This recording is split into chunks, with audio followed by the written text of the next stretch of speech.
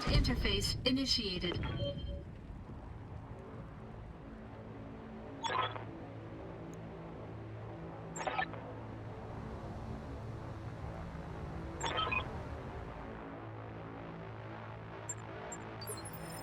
Now this looks like home.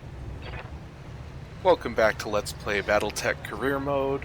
It's your host Pop-Tarts Ninja, and I have repainted our mechs in neon for our first city fight. This is my favorite visual bug, and just to show it off, I have Barry John along with me. Say hi. Hey everybody, I'm Barry John, and I have an invasion to go to. Acknowledged. God, I love this bug so much. I love the city map. This bug is really rare, by the way. I wasn't expecting to ever see it, and the fact that we got it on our first city fight, it's like perfect. It's beautiful. I love it. So what exactly is going on with this bug? There is a hologram mech somewhere on this map that has no textures. It's basically an untextured mech model.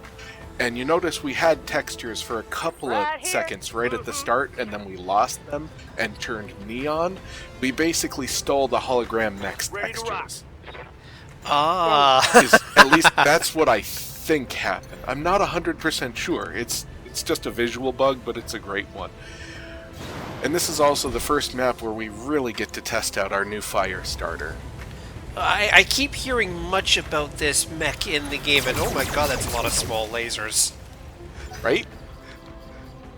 Small lasers are great for poking light mechs because they ignore evasion pips essentially. That's good to hear. So early on, sorry. Go ahead. I was gonna say early on, a fire starter poking a light mech's evasion pips off makes it easier for our SRM bugs to actually do damage. Makes sense. I think I hit something special. I gotta say though, seeing Mech Commander 3 in action here, it's just a beautiful game. Oh, I love it. And the city's the best. Especially, they put so much work into it. All the ads, all the buildings. Those yellow buses down there have snack tech printed on the sides. We're going to get a good shot of that later. Yeah, I mean, when you look at the city map here, it's actually a very good factor disguising the fact that they're still working on a hex map, not a square map. Yep, the whole game is really good about disguising that. But it fits, it works. It's just a hex map with a little more wiggle room in where you're facing. Yeah. And we're getting enemies dropping in behind us, so that's fun. Yeah, I mean, who would be dumb enough to, do a Steiner Scout Lance insertion into a city? Well, Commander. I certainly would. I'm really tempted to punch this commando, by the way, but we don't have any of our punch kit yet. So it's not yet. Yeah, it's not one punch fire starter yet. It's all those small lasers fire starter. Yep, it's still a murder starter. It's just not as murdery. I mean, yeah, it's still a fire starter. I mean, when I played the game, Case in point. That is something good. Okay, never mind then. Oh. So, like, when I played this game, I didn't get as far in. When you knocked this guy down, if you had initiative over it before it got back up, could you DFA it while it's prone? I don't use DFAs, do a lot of self-damage, but I absolutely meleeed it to death. I seriously, that's your mechs right now? That's just hilarious. Just the translucent effects. That's hilarious. It's great. I love this bug. It's really rare. This doesn't happen like every time. Yeah, but it happens just often enough. When you can't shoot a light mech, though, sometimes you just have to punch it. Punching also ignores evasion. Yeah, and when you've got like the heavier mechs with the larger damage going on, like you can't just batter down their evasion pips. Just, getting in their face is the best option.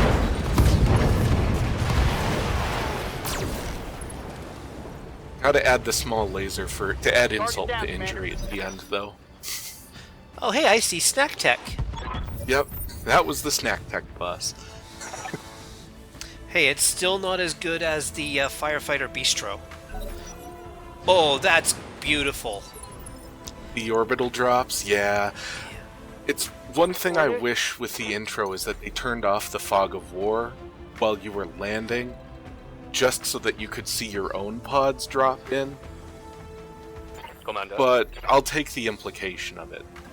Yeah. You do drop in, it's just not fully visible. Since they just showed up, by the way, they have no movement mods, and there's a Firing flea on there. target. We need that dead. What say we What did the take it flea ever do Fleas. to you?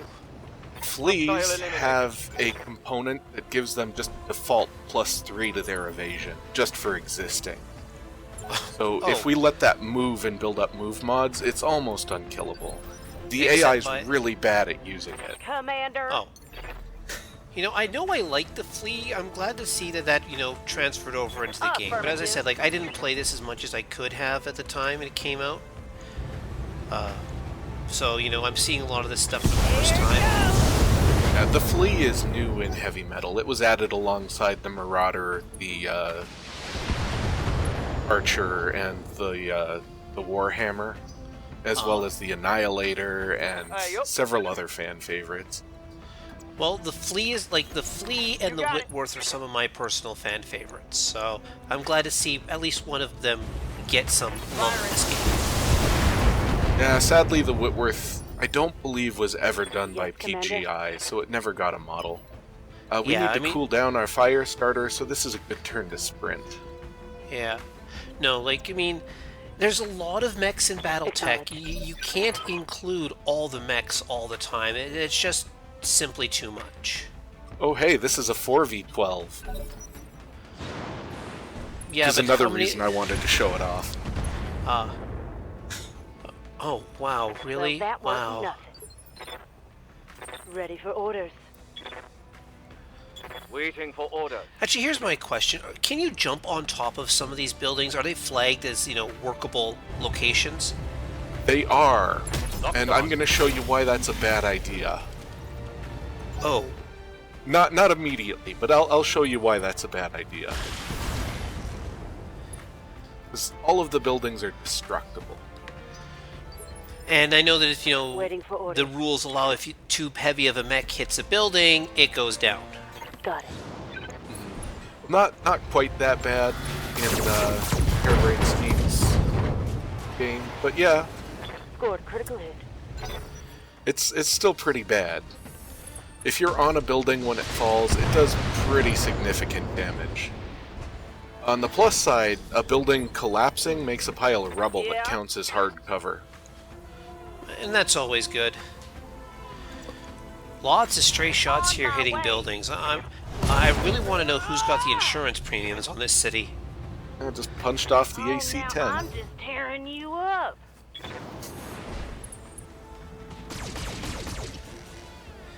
Yeah, that's... That pilot's Rooster, by the way. What are your Currently orders? says Booster, but Rooster is being renamed Rocky. Yeah. So, for those of you who aren't aware of, one of the things, Rooster was a mech pilot in Mech Commander 1 who started out as one of the worst pilots in the game, but turned out to actually, if you used him literally in every mission, turned out to be one of the best pilots in the game, and then he came back in Mech Commander 2. But, as he's obviously not here in Mech Commander 3, Pop-Tarts obliged me Receiving you. and changed one of his pilots' names to Rooster. Oh hey, that Panther committed suicide. Oh, That well, building only has 60 hit Receiving points. are you going to punch it to death? Oh no, you can't melee buildings. It's one of the only downsides. You have to use a weapon on them. A large laser can't do it, but the autocannon 10 can. Yeah, well, One buildings less are very structure. easy to hit, so... They don't move very much. You can still miss them. Watch the flank. Yeah, My old mama can hit harder than that. Standing by. and of course the comment, that they admit to going, yeah, you can take down the Stop the angle. buildings. Taking the shot. Shoot me in the back, I'll shoot you in the back. Fire javelins are pretty dangerous. It's the medium laser javelin. Hey, up. Not that dangerous, just reasonably so for a 30-ton. I'm rolling. Yeah. He's getting closer and closer. Tango Wow, in it's track. still only turn 6.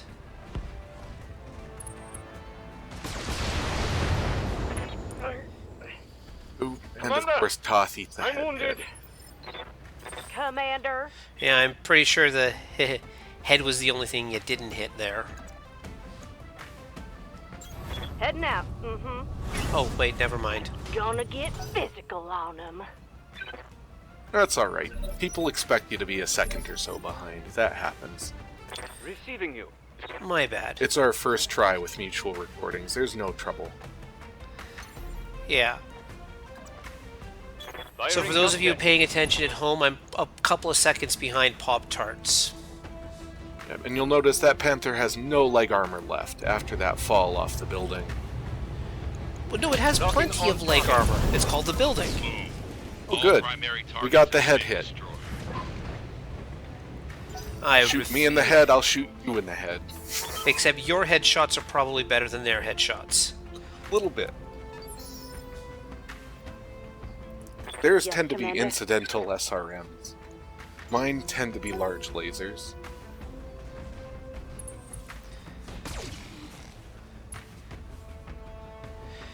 You know, I gotta Toth say... is, Showing minor oh, damage. sorry. Sorry, I was gonna say, like, you know, yeah, they use drop pods to get you into the city for this mission, but then they expect you to land a leopard inside a city. Oh, there's parks. Leopard's Yeah. not that big. And we can always level a few buildings and make space. It's not like there's anyone who will, complain. Officially. True. Trying to decide what to go after. I ultimately decide to send the Griffin after that Panther so it doesn't shoot us in the back. Take this. And there's a good chance we'll get a leg since we've got a side shot. Good to hear, yeah. I'm guessing you didn't like that, did you? And besides, you know, taking out PPCs are always nice. Anytime you can knock down a Panther or blow its gun off, you've done yourself a favor. LRMs. That's always fun. It's only a 10-pack, so that's probably a Griffin. It's moving in the medium phase. We'll see. It could be another Centurion. Up high. Actually, that's something I like. One of the things that's the real details that you can visually tell the difference between an LRM-10 and two LRM-5s because of the way, the missiles are spaced out. Yeah, you can definitely spot the difference when it's Reporting. just Critical hit. an LRM Locust, which has a pair of 5s, versus something with a bigger missile rack. That's an enemy fire Ready for starter. orders. Just have to blow the leg off it. You're okay. I would really like some more fire starter parts, because we have one, Roger. but one might not be enough. We could lose it at this stage in the game, and having a backup would be nice. You I mean just you're can't- not going to? What You mean you're not going to to deploy a fire starter lance of 4 punch bots? I absolutely could, and it's amazing, but not this run. You need me to hold still Ah. for you?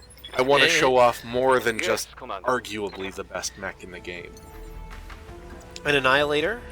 That's the best mech in the game, right? Actually, yeah, it's in top 3. Ripping off. Really? An Annihilator? A 2-300 tonner? Here we go. The Annihilator gets sped up on the ground Mech destroyed. to Atlas speeds, essentially, so where everyone else is walking, it's basically running. But So to it's counter that, it can still only mount 2 jump jets, so it can't jump up, very boss? far. Huh. Sorry, And I'm you just really... yeah. Oh, sorry. Sorry, I was just You thinking really like do want jump jets on everything in this game, because Oh, it helps yeah. a lot. Oh yeah, trust me, jump jets is good. Jump jets is good. But I was just thinking like an Annihilator brought up to an Atlas. Why don't like an Atlas speed? Oh, Why don't you just get an Atlas? There's reasons why the Annihilator is arguably better. The Atlas is still really good. The Atlas II is also well, it's better because it's got an XL engine in it. An invisible XL engine.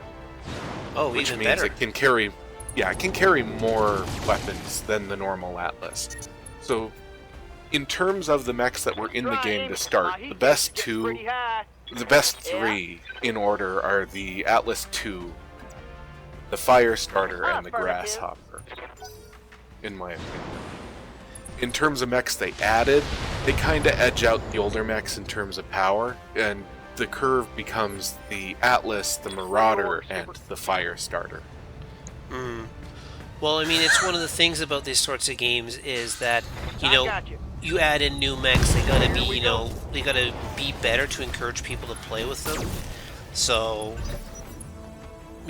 mission creep or tech creep, mech creep.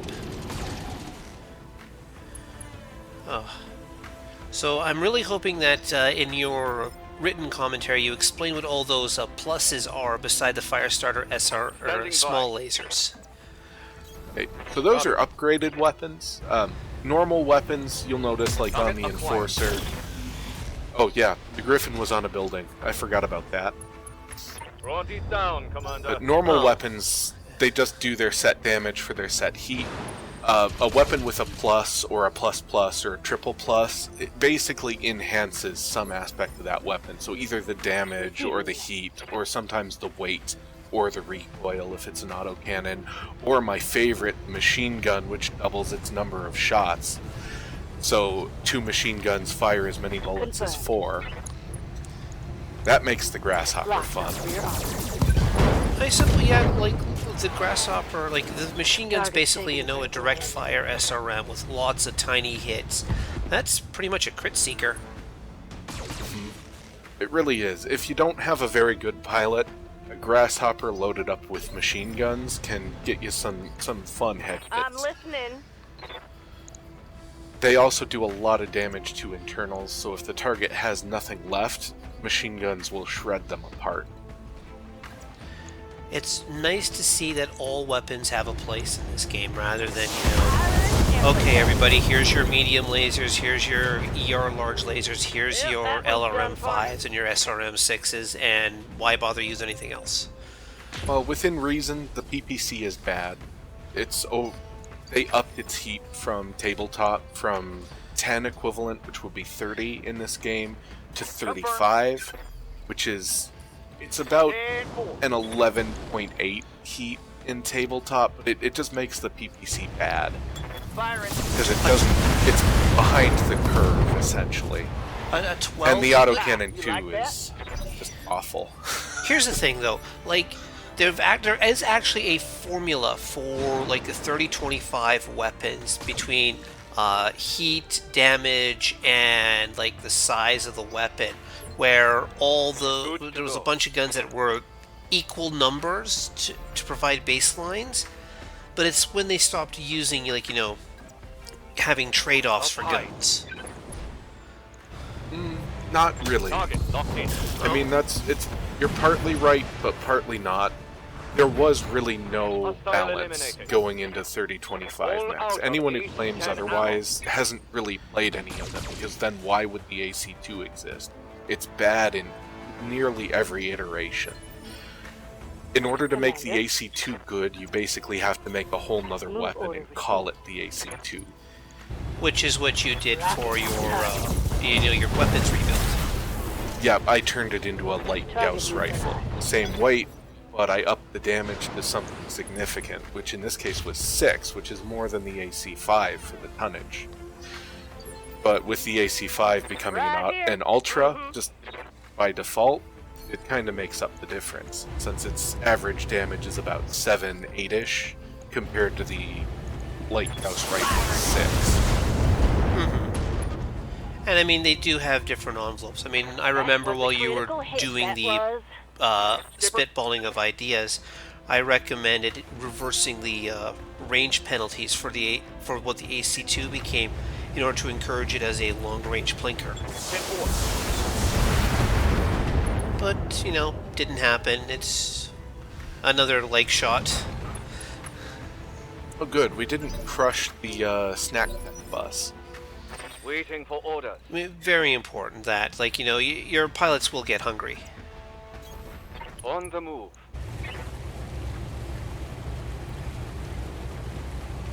So we're coming up on the end of the mission here, and it's been a fun one. It's been a real brawl. The city makes fights like this fun because there's plenty of cover, so you can usually pick off one group piecemeal and then pick off the next and then pick off the next. So a 4v12 doesn't really feel like a 4v12. And the fire starter gets our final kill. Target eliminated. Excellent. But yeah, in a city map like this, 4v12 basically becomes 3 consecutive Mission successful. 4v4s. We'll see you next time, everyone. Yep, we'll talk to you all next time.